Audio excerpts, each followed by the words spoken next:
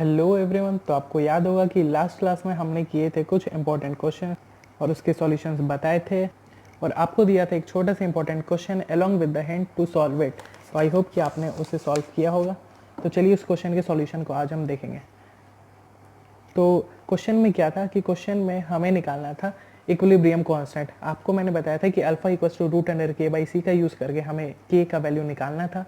अब हमारे पास गिवन क्या क्या है, डेल्टा टी हमारे पास गिवन है, के एफ हमारे पास गिवन है, molarity equals to molarity question में दिया हुआ है जो कि 0.1 है और के एफ हमारे पास गिवन है और एन का वैल्यू यहाँ पे हमारे पास 2 है। क्यों? क्योंकि हम देख रहे हैं कि प्रोडक्ट में हमारे पास दो जगह एक्वश लिखा हुआ है और एक्वश दोनों के 1 स्टोइचोमेट्रिक कोफिशिएंट है, तो टोटल मोल्स कितने हो गए, 1 + 1 2 हो गया। तो इसलिए एन का वैल्यू हमारे पास 2 हो गया। अब हम जानते हैं अल्फा इक्वल्स टू रूट के बाई सी होता है, हमें के निकालना है। तो और सी जो मोलैरिटी होता है और मोलैरिटी हमारे पास 0.1 गिवन है, तो अब हमें निकालना है अल्फा। अब हम देख रहे हैं हमारे पास के एफ है, डेल्टा टी है, तो वो फालतू में दे दिया नहीं होगा। तो हम जानते हैं कि उसका एक ही फॉर्मूला होता है, delta T F equals to K F into I into M. और हम ये भी जानते हैं कि alpha equals to I minus one upon N minus one, ये हमारे पास एक फॉर्मूला है जिससे हम अल्फा का वैल्यू निकाल सकते हैं। और एन हमारे पास यहाँ पे हमने 2 निकाल लिया है, तो अब हमें क्या चाहिए, आई चाहिए। अब आई किससे निकलेगा, इस फॉर्मूले से निकलेगा, delta T F equals to K F into I into M. हमने क्या किया, हमें निकालना था के का फॉर्मूला हमने बैठा है, तो हमें पता चला कि सी तो हमारे पास है। अब हमें क्या चाहिए, अल्फा। तो अब अल्फा का फॉर्मूला क्या है, i minus one upon N minus one in the case of dissociation. ठीक है, डिसोसिएशन है तो इसमें ये वाला फॉर्मूला लगा। अब हम जानते हैं अल्फा हमें निकालना है, हमारे पास क्वेश्चन में एन गिवन है, एन हमने निकाल लिया। अब हमें चाहिए आई। अब आई हमें निकालना है, तो आई के लिए हमारे पास क्या फॉर्मूला है, delta T F equals to K F into I into M. और आई हो गया delta T F upon K F into M. इसका वैल्यू हमने पुट किया, तो ये आई का वैल्यू कितना आएगा, 1.5 आएगा या कुछ भी आएगा, लेकिन जो भी आएगा वो ग्रेटर देन 1 होगा। क्यों? क्योंकि हम जानते हैं कि डिसोसिएशन के केस में जो आई आता है वो ग्रेटर देन 1 आता है और एसोसिएशन के केस में आई लेस देन 1 आता है।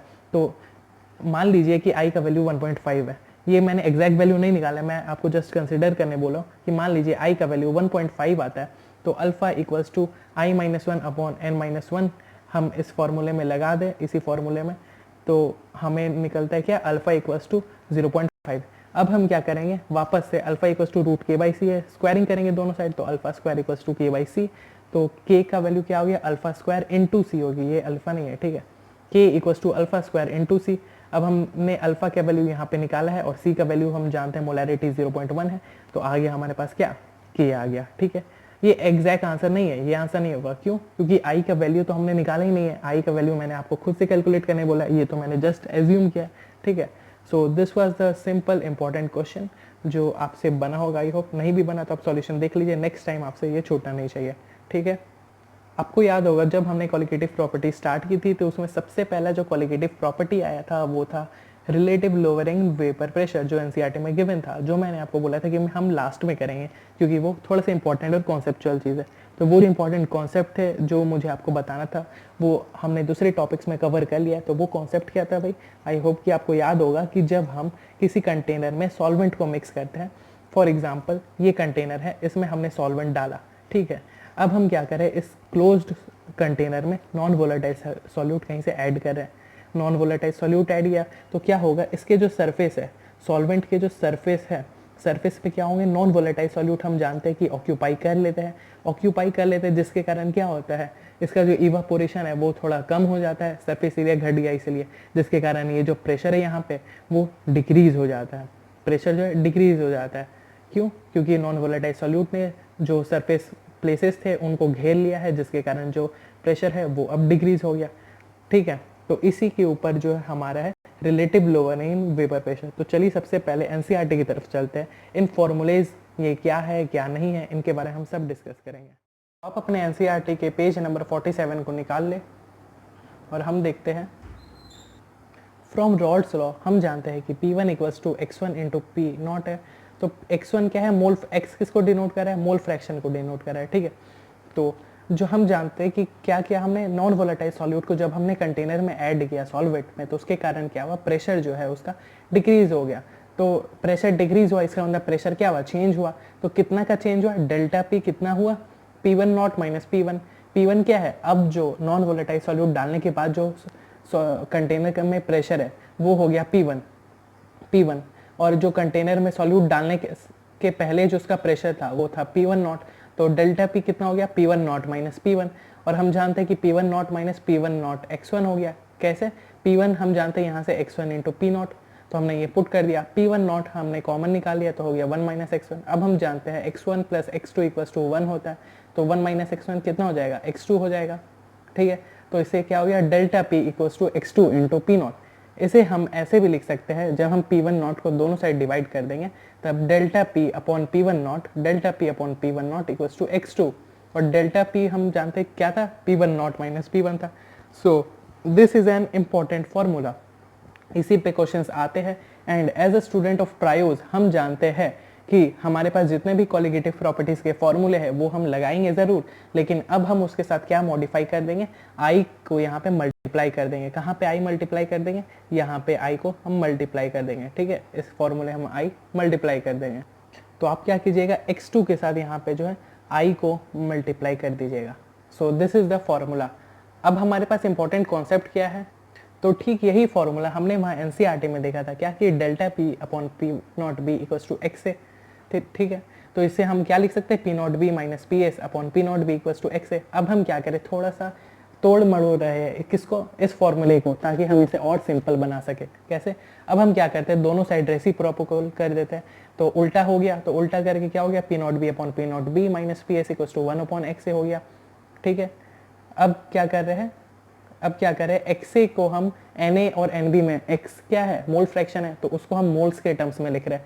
तो x क्या होगा, मोल फ्रैक्शन ऑफ A, यानी कि moles of A upon moles of A plus moles of B, तो ये हो गया। अब हम क्या करें, इसे हम तोड़ दे रहे हैं, Na upon Na plus Nb upon Na, तो 1 हो गया।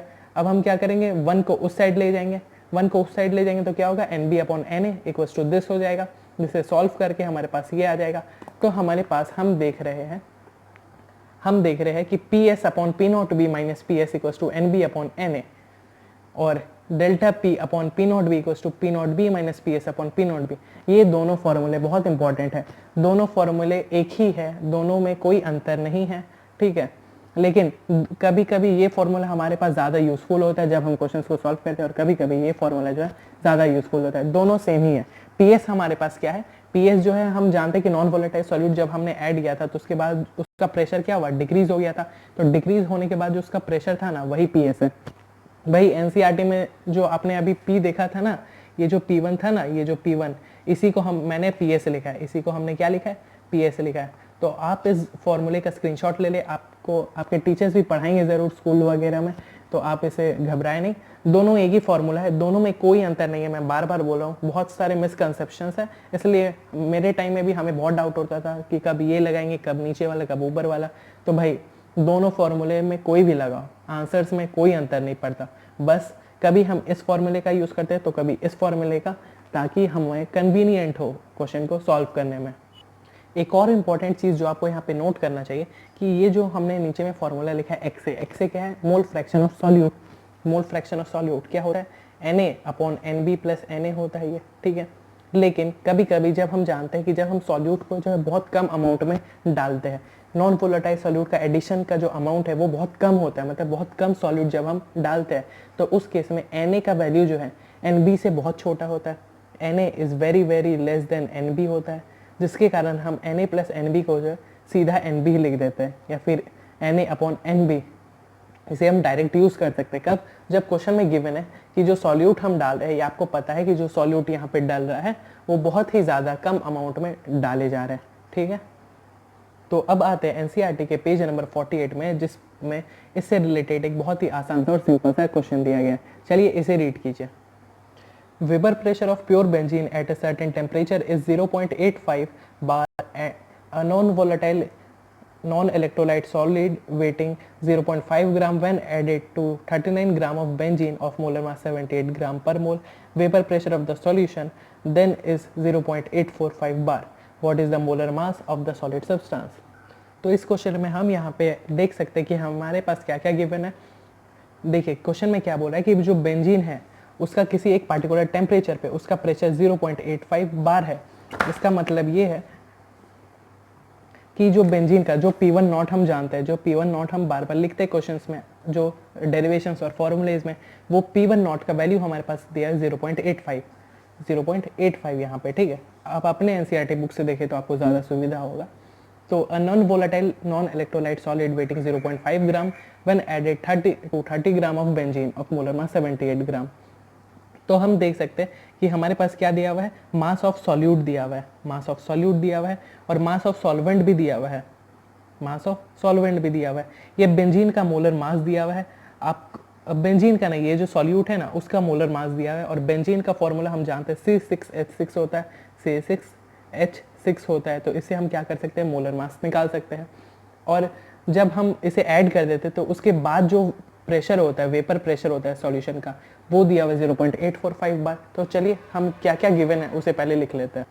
सॉरी, हमारे पास क्या है, क्वेश्चन में मोलर मास ऑफ सॉल्यूट निकालना है, molar mass of solid substance यानी मोलर मास ऑफ सॉल्यूट निकालना है। और ये जो है हमारे पास मोलर मास ऑफ बेंजीन दिया हुआ है, क्या दिया हुआ है, 78 ग्राम पर मोल। सो हमारे पास क्या क्या गिवन है, P1 नॉट गिवन है, PS गिवन है, मास ऑफ सॉल्यूट गिवन है और मोलर मास ऑफ सॉल्यूट हमें निकालना है। इसी तरह मास ऑफ सॉल्वेंट हमारे पास दिया हुआ है और मोलर मास ऑफ सॉल्वेंट जो बेंजीन है वो 78 ग्राम पर मोल हमारे पास गिवन है। तो अब हम जानते हैं हमारे पास क्या है, हमारे पास ये दो फॉर्मूलेज है, इनमें से हम किसी का भी यूज़ कर सकते हैं। अब हम देख रहे हैं कि जो हमारे पास सॉल्यूट जो हम ऐड करें वो बहुत ही कम amount in comparison to the solvent. 0.5 gram भाई बहुत कम होता है इन कंपेरिजन टू 39 ग्राम, ठीक है। इसलिए हम क्या कर सकते हैं, इसे जो मास ऑफ सॉल्यूट है उसे यहाँ पे हम नेग्लेक्ट कर सकते हैं। क्या है, Na is very less than Nb, यहाँ पे हम देख सकते हैं। तो हम क्या कर सकते हैं, XA की जगह हम डायरेक्ट Na अपॉन Nb को हम पुट कर सकते हैं, हमने देखा था क्यों, ठीक है। तो अब हम क्या करेंगे, इस फॉर्मूले में डायरेक्ट हम इसको पुट कर देते हैं, ये जो डेटा गिवन है। तो हमने क्या किया, इसे सिंपली पुट कर दिया P naught B minus PS upon P naught B equals to NB upon Na upon NB में, ठीक है। हमने क्या किया, P naught B, PS, Na और NB के वैल्यूज बैठा दिए। हम जानते हैं कि Na क्या है, मोल्स ऑफ सॉल्यूट है, मोल्स क्या होता है, given mass 0.5 upon molar mass जो हमें निकालना है M, ठीक है। इसी तरह बेंजीन का गिवन मास अपॉन मोलर मास हमने लिख दिया। इसको जब हम सॉल्व करेंगे तो हमारे पास क्या आ जाएगा, कैपिटल M आ जाएगा। तो जब हम इसे सॉल्व करेंगे तो हमारे पास जो M का वैल्यू आ जाएगा वो कितना आ जाएगा, आबराकडाबरा गिली गिली छू, हमारे पास ये आ गया 170, ठीक है। देखा जादू। तो इतना ही आसान क्वेश्चंस होता है भाई। तो नेक्स्ट लेक्चर में हम क्या करेंगे, इस पे इंपॉर्टेंट क्वेश्चंस करेंगे, और साथ ही साथ हमारा जो ये चैप्टर है वो अब ऑफिशियली कंप्लीट हो चुका है, अब हम आगे के लेक्चर्स का हम प्लान करते हैं कि हम क्या करने वाले हैं। हमने क्या किया, सारे कोलिगेटिव प्रॉपर्टीज डिस्कस कर लिए, सारे लॉज डिस्कस कर लिए, azeotropes, minimum boiling, maximum boiling और बहुत कुछ हमने ग्राफ्स वगैरह सब कुछ डिस्कस किया। तो अब हम क्या करेंगे, अगला जो लेक्चर है हम स्पेसिफिकली सिर्फ जेई मेंस और बोर्ड्स में जिस टाइप के क्वेश्चंस आते हैं, स्पेशली बोर्ड्स के भाई क्वेश्चंस थोड़े कम ही होंगे। क्यों, क्योंकि हम जो एनसीईआरटी है उसी को क्वेश्चंस अगर आप कर ले तो वो बोर्ड्स के लिए इनफ है। फिर भी जो हमारा अगला लेक्चर होगा वो specifically for NEET, JEE mains and board exams होगा, ठीक है। So thanks for having patience.